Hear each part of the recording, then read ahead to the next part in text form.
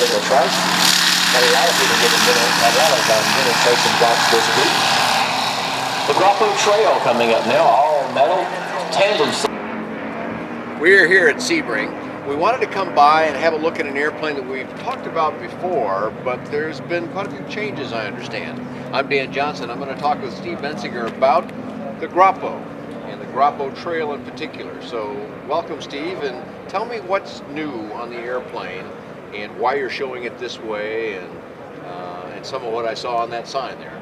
Well, this is what we're calling the Mark II version of the airplane now. It has some various, some updates, and mostly creature comforts. The main airframe is pretty much the same as it had been. But we have a new larger back door, makes it much easier to get in and out of the fuselage.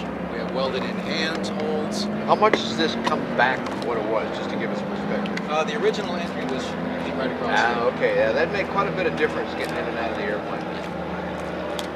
There's a new seat design that is adjustable forward and back, and it also goes down lower for taller people, so we're getting taller people into it now. All right, that's good. We're thinking things like a step on the gear leg, a new style windshield, just basically incremental improvements in here.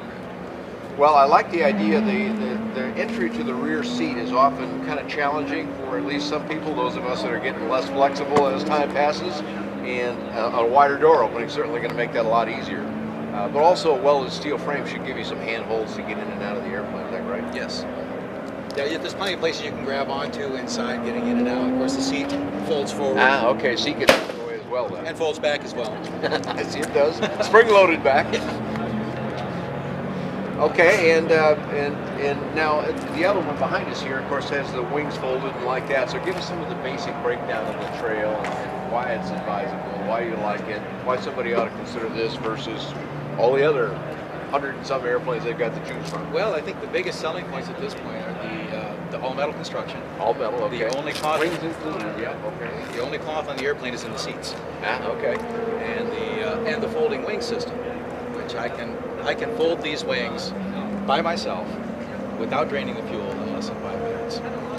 Well, the airplane's got attractive price points on it, I see. Tell me a little bit about how it works as a kit, which is only, I see on the back of the sign here, it's less than $25,000. I assume that's an airframe kit without engine? That's correct. Yeah. Okay. Firewall back. That does include the toe brakes. Okay. And the flaps, the flap actuators, electric flaps and electric flap actuator, things like that. Okay. What kind of build time are we talking about with the airplane, Steve? Around 500 hours for a first-time builder. Okay. As you are aware, I've built a lot of Dacron and dope and fabric airplanes over the years. This is my first metal aircraft, and it's going together so quickly. Is that right? Amazing how fast. Everything is pre-punched. You Cleco it together, drill everything out, take it apart deeper, put it back together, and rip it down. So So explain for those people that haven't tackled, if you're a builder, you know all about Clecos, you got a million of them and you do that all the time. But for the rest of the world that is saying, well look, I like the idea of a kit because of the lower price, but I'm not a builder. Can I tackle this job? So what you're talking about there is the match hole thing, where the holes are already in place. You don't have to be doing a lot of drilling, or at least a lot of pilot drilling. Maybe you have to open the holes, or I don't know, you can tell me. But then explain the whole process of Clecoing and what that means. Well, what we're looking at, these are Clecos right here. They're temporary sheet fasteners. They work like temporary rivets. A special tool to put them in and take them back out. So it's a way to temporarily attach all of your skins, and they come in various sizes. The skins come to you from the factory already pre-punched for 3/32. And shaped and everything else. You're just going to sort of fold them into position and do what you do. I gather they come as a flat sheet to begin with. A lot of them are flat, although things like the strake and the leading edge of the vertical stabilizer there are already pre-bent for you. Okay. So there's nothing else to be done for that. I fit that vertical stabilizer on in about an hour. About an hour it takes to do just that part that we're looking over your shoulder at. Okay. And that was with the smaller 3/32 sheet fasteners, temporary sheet fasteners. So these things are sized per the hole that they're going to go into. Exactly. Okay. So you put it together with the small ones initially, drill the holes out to the final size, whether it be 1/8 inch or 5/32 on this kit. Okay, so they are, excuse me, they are pilot drilled then only first. There's a beginning of a hole. You got to do a little more. That's right. Okay. And when you do drill out the hole like that, you leave a little burr on the back side, so you have to disassemble it and take the burrs off. I see. Okay. But once that's done, if you choose to, you can paint the inside, and then put it back together with your final size clecos, and then rivet everything down. Okay, so at least you get an extra value for that. It sounded like, well, you got to do all the work to get it together, then you got to take it apart again. But at least when you do that, you can also paint the inside of it if you want. Now, of course, that's painting adds a little weight. It is its own kind of art form, I know. It is. And some people don't like to do painting either. They farm that part out. Can you do it yourself? Do you do it yourself? I do it myself, and we're talking about just primer here on the inside, so there's nothing real cosmetic about the whole thing. It's just for protection.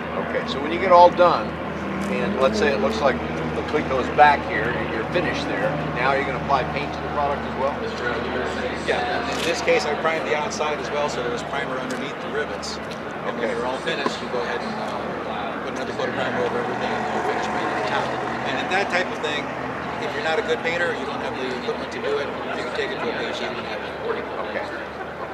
All right, so you said about, what was the hour count again? Around $500. And that's for a standard kit? Do you offer a quick build? There are no quick builds. Okay, so 500 hours will get the job. And then does that include mounting the engine and so forth? Yes. Okay. That's ready to go. Okay, that's taking it all the way from in the box, out of the box, and you inventory it, do all that stuff that you do with a kit, and then continue on. Okay, great. All right, now, but you don't have to buy it as a kit. People can have an SLSA version. There is a factory-built version of it. SLSA, for those who aren't sure about the difference between SLSA and ELSA, SLSA would be a factory-built kit that can be used for making money, for compensation or hire. If you're going to use it to train people, or you want to rent it out or something like that, it has to be a factory-built SLSA. Flip side of that is the experimental version of that, the ELSA, which is the basic, the same aircraft, generally in kit form. And does that save you anything? Would there be a reason to buy ELSA versus experimental amateur-built kit? An ELSA is one you can build yourself and save yourself the cost of the labor for building. And you can also, once it's signed off, make any modifications, do all your own maintenance, and take a 16-hour course, which allows you to do your own annual inspections. Okay, so there's some advantage to that. Is there any cost savings from it? Cost savings, well, the kit price is the same regardless. The big cost saving is going to be you're not paying somebody else for the certification of building the aircraft. Okay. And ongoing maintenance. Right. What I was comparing was the special LSA, the fully built one, versus the experimental LSA, the kit version. Okay. The factory-built version is 82.9. If you want a ready-to-fly ELSA, which as a dealer I can build for you. Ah, okay, you could do that for you. I can do that. If you want a ready-to-fly airplane, you want to just fly recreation, I can build it for you. The rules, it's 100% legal for me to build you 100% of the aircraft, and that's $74.9. Okay. So you're saving yourself at least $8,000. Yeah, that's quite a bit of savings, and you're still getting a fully built aircraft. You just can't use it for training or rental. Okay, all right, great. Well, tell us a little bit about flying characteristics of the airplane, just to kind of review what you think about that. You've got a lot of experience in flying different kinds of airplanes. What do you like about this one, Steve? Gosh, there's nothing unusual about the way it flies. It's just very predictable. Nice low stall speed with full flaps, around 35 miles an hour. Cruise speeds around 100 to 110. Very little adverse yaw. I'm not sure what it's very predictable aircraft and fun to fly. Relatively light on the controls. Tell me about engine and control system. I can see here is just basic stick and rudder with joysticks front and rear. Front and rear is in all models? Yes. Okay. And what engine are you using? The SLSA has been certified with the Rotax 912S. Okay. Do you offer any others for kids? We have mounts for the kids for the Jabiru 2200. There is an engine that they sell in Europe called the Sauer. It's a Volkswagen knockoff that we probably wouldn't have. Okay. But they are flying the plane in Europe with the D motor. Oh, okay. And because the UL power engines use Jabiru mounts, we're looking at that as well. Okay. So for your kits, you could offer some different choices in those gear. Okay, well, a lot of great information, Steve. Give us a web address, and we'll put it up on the screen for everybody so they can see what it is. Okay, my company is Lone Palm Aero out of Bushnell, Florida. That's lonepalmaero.com. Okay. The main company website for the U.S. is Groppo Trail. Okay. Very good. Well, that's a good review of the Groppo Trail, a very attractively priced airplane. You can find more about that airplane. You can find more about all kinds of affordable aviation on BuyDanJohnson.com. Thanks for joining Steve Bensinger and myself here at Sebring.